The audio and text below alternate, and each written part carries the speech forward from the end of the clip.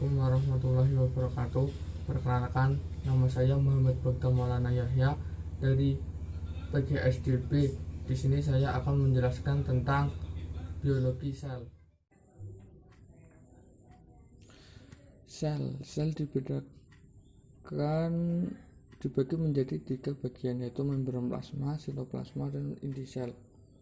Membran plasma adalah fitur universal yang dimiliki oleh semua jenis sel berupa lapisan antarmuka yang disebut membran plasma, yang memisahkan sel dengan lingkungan di luar sel, terutama untuk melindungi inti sel dan sistem kelangsungan hidup yang bekerja di dalam sitoplasma. Membran sel berfungsi untuk transport. Transport dibedakan menjadi 2, yaitu transport aktif dan transport pasif. Transport aktif adalah pergerakan atau pemindahan yang menggunakan energi untuk mengeluarkan dan memasukkan ion-ion dan molekul melalui membran sel yang bersifat permeabel dengan tujuan memelihara keseimbangan molekul kecil di dalam sel. Transport aktif dipengaruhi oleh muatan listrik di dalam dan di luar sel, terdiri atas endositosis dan eksositosis. Sedangkan transport aktif merupakan transport ion, molekul, dan senyawa yang tidak memerlukan energi untuk melewati membran plasma. Transport pasif mencakup osmosis dan difusi.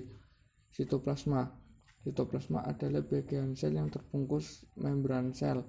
Pada sel eukariota, sitoplasma adalah bagian non-nukleus dari protoplasma. Pada sitoplasma terdapat sitoskeleton, berbagai organel dan vesikuli, serta sitosol yang berupa cairan tempat organel melayang-layang di dalamnya. Di dalamnya terdapat matriks sitoplasma dan organel sel. Matriks sitoplasma adalah cairan transparan yang homogen dan bersifat koloid, sedangkan organel sel adalah komponen-komponen penyusun sel yang bersifat hidup.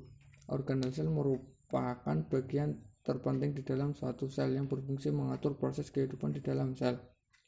Organel sel terdapat pada bagian yang disebut sitoplasma dan terdiri dari mitokondria, retikulum endoplasma, ribosom, badan Golgi, lisosom, centrosom, vakuola, plastida, kloroplas, dan mikrotubulus.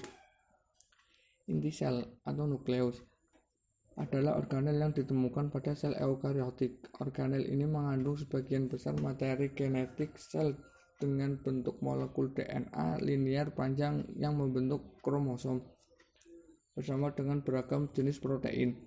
Gen di dalam kromosom inilah yang membentuk genom inti sel.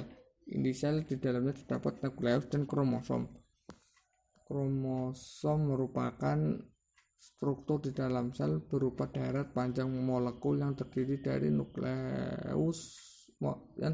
dari satu molekul DNA dan berbagai protein terkait yang merupakan informasi genetik suatu organisme, seperti molekul kelima jenis histon dan faktor transkripsi yang terdapat pada beberapa